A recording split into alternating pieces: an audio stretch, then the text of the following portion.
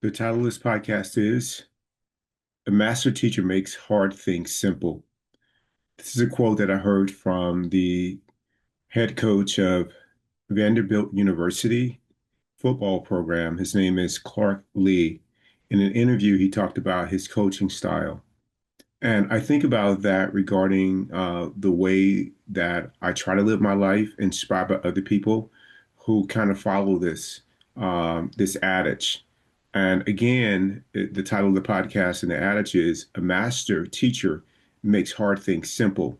The full adage or quote is, while a novice teacher makes simple things hard. When I look at people who have inspired me, they can take situations in which life is unfolded in a way that is not preferable, but the way that they respond and handle it is incredibly admirable and inspiring. They can take a situation that other people seem to be reactive, negative, be resistant. There's a ton of suffering going on, and they just kind of roll with the flow. They're able to move through life in where situations unfold and they don't label them as good or bad, right or wrong. And they do the same thing with people and people's behavior. Uh, I have set out and aspired to live my life in that same kind of mode. And for the most part, thanks to the practice, I've been more successful than not. There are many situations that have unfolded that I have first accepted, and then if there was action to take, I took intelligent action, and there was no action to take, then that was the path of just practicing acceptance, being with what is. And that has served me really, really well because if I can be with what is, then and accept it, then it opens up possibilities of how to use this situation to my benefit, use it as an opportunity to grow. I've spoken a lot of times about people that I've worked with who are leaders that they have a different style than what I would prefer. And my approach to that was not requiring or desiring for them to change. My ego does, but my higher self doesn't require that. Instead, I would like them to stay exactly the same so I can use that as an opportunity for me to grow.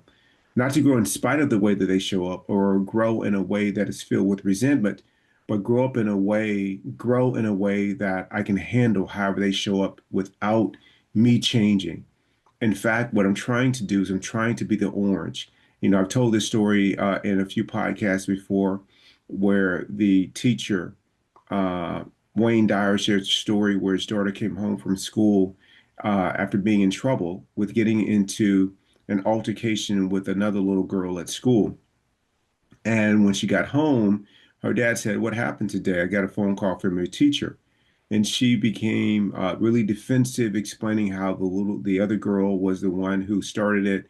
And Wayne said, "Hey, did I tell you the story about the orange?" And she'd heard many of the stories before, so she wasn't really ready for another story, but he told her anyway. And the story went like this. He asked his daughter, if you squeeze a pineapple, what comes out of it?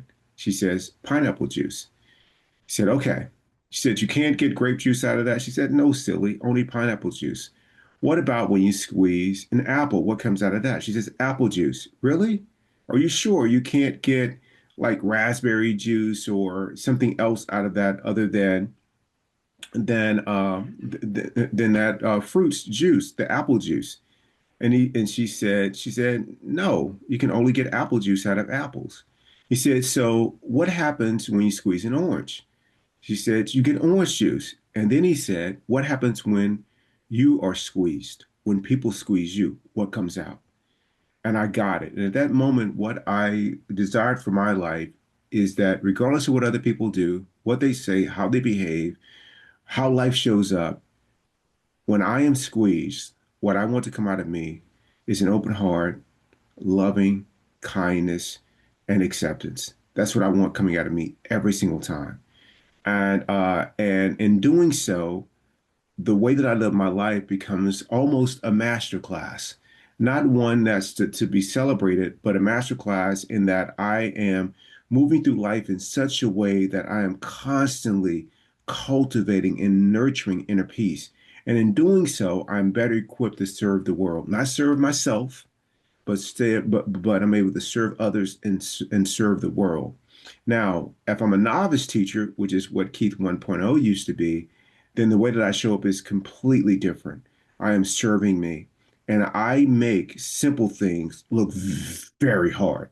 So, for example, if the flight is delayed, something that I can't control, I can take a simple task and I can make it a huge problem, complaining about the flight, the airline. I'm suffering. I'm not seeing any other way to be with it, to handle the delay. I'm vowing to never fly the airline again. If I get to a restaurant, it's a super busy, my reservation isn't hasn't been taken or worked out, and I'm making a problem in the restaurant, giving the host a ton of flack for how they run the restaurant and take reservations and all these things.